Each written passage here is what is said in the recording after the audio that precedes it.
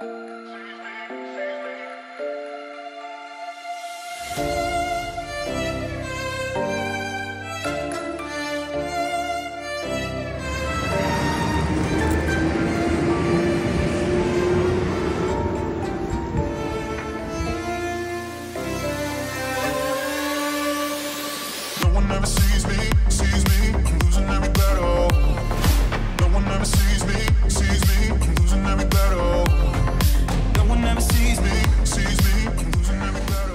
日我又嚟澳門，今日有第三次，今年第三次嚟澳門。之但係今日同對上兩次嚟做嘢都唔係好一樣，個目的唔係好一樣啦。其實得一個目的嘅啫，咁就係今日我哋嚟咗呢度啦。我哋今日嚟跳澳門塔，已經俾晒錢嘅其實，所以。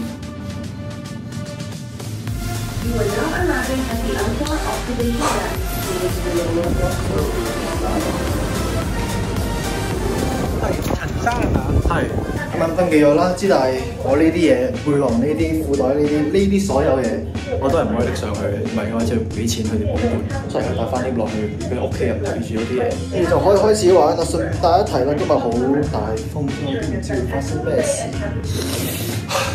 做上我件 T 恤俾我。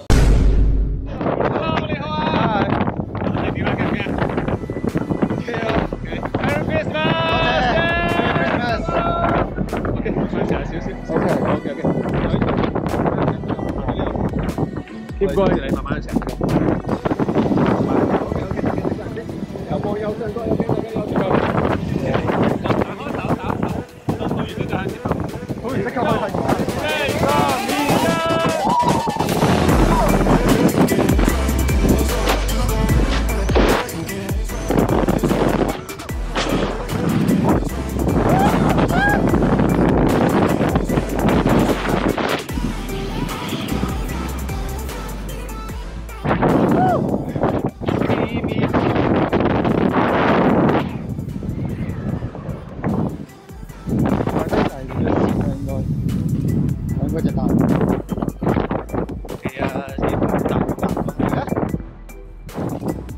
Nice.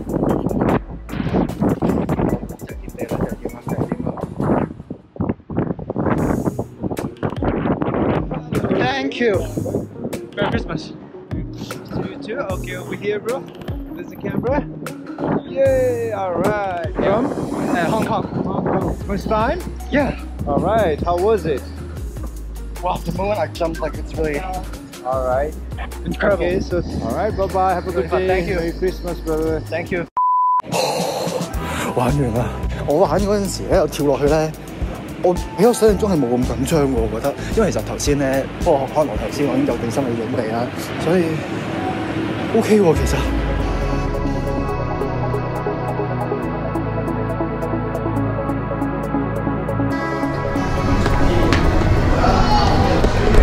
唔驚啊！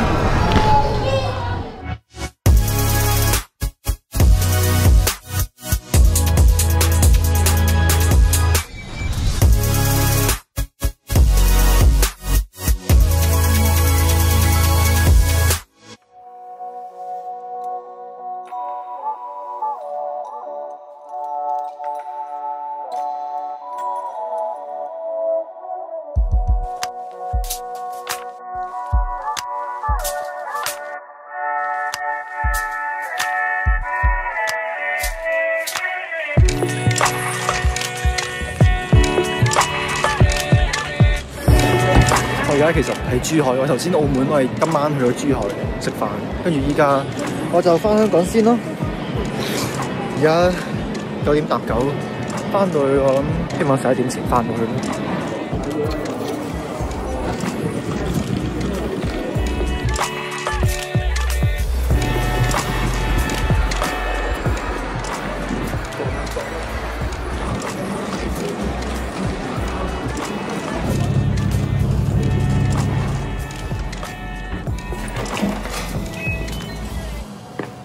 冇熄燈嘅。哦。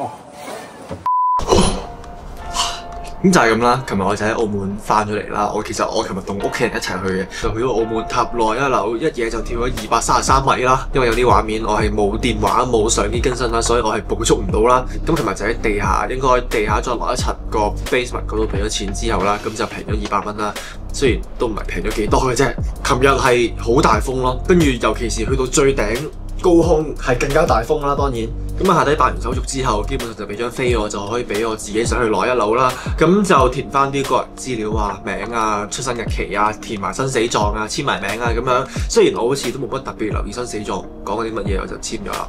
Bungee jump其實你細個18歲都可以玩嘅，我 check 咗好似10歲最低嘅年齡，好似10歲都可以玩嘅。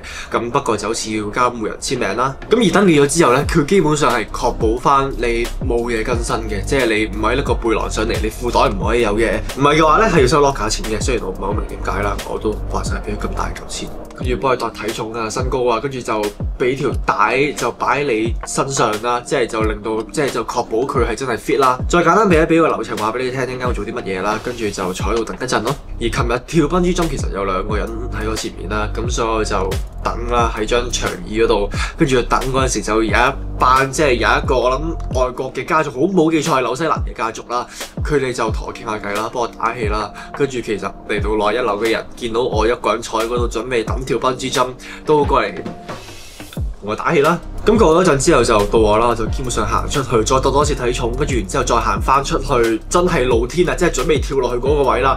咁就喺一個地方嗰度就叫我綁好鞋帶啊，跟住幫我鎖死翻啲扣啊，我全身啲扣啊，跟住就將部 GoPro 就擺喺我隻手腕度啦，就令到可以部相機指住我錄影啦。搞掂好晒之後就真係扶我去基本上懸崖邊啦，跟住就數5、4、3、2、1，跟住就飆一支箭跳咗落去啦。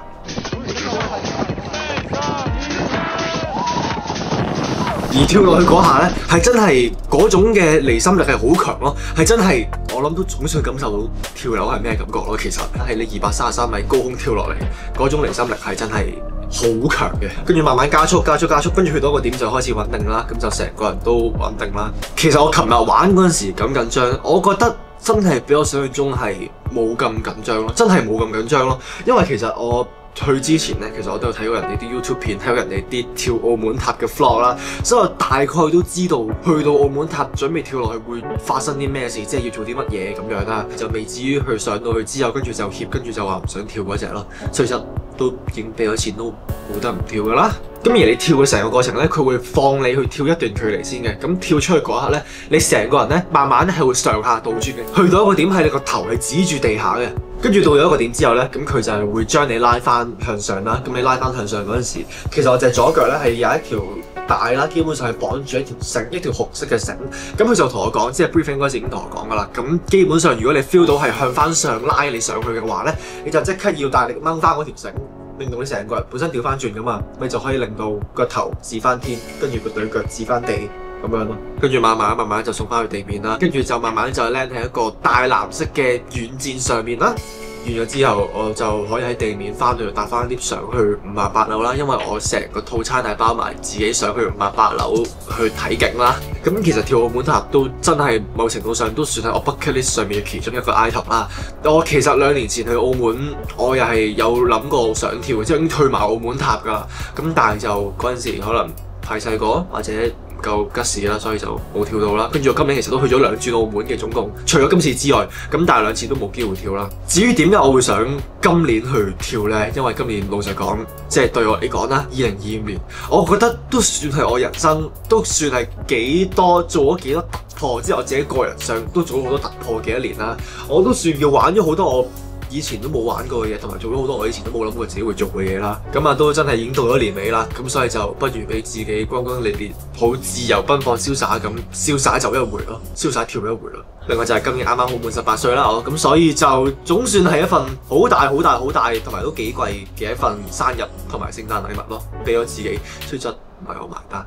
另外咧，我唔知你見唔見到啦，我隻左手咧，我隻手背咧已經用緊寫得778噶啦。咁但係我影嗰張相咧，就係上面有一隻數字就係74啦。大家可以估下74係咩意思啦？琴日係我準備跳之前，跟住嗰個人寫喺隻手上面嘅。咁啊，即係至於如果有下次嘅話，我會唔會再選擇跳多次咧？其實如果真係可以嘅話，我都真係冇乜所謂嘅，因為其實我唔會抗拒再嚟多一次嘅。琴日我跳到地下嗰陣時，我同咗個職員傾咗陣偈啦。 So this time you did a forward jump, maybe next time you go backward or running jump, okay? 咁佢就話今次你第一次跳，跟住如果仲有下一次嘅話，你可以試下唔同嘅方法去跳啦。你可以試下瞓喺度跳又得，跟住戴住眼罩跳又得，跨步跳又得，總言之好多種方法跳。跟住係啦，之但係會唔會真係有第二次我都唔知啦，因為其實都幾貴啦。琴日喺61樓跳落去地面，一壓就壓3000幾蚊，哇！真係〜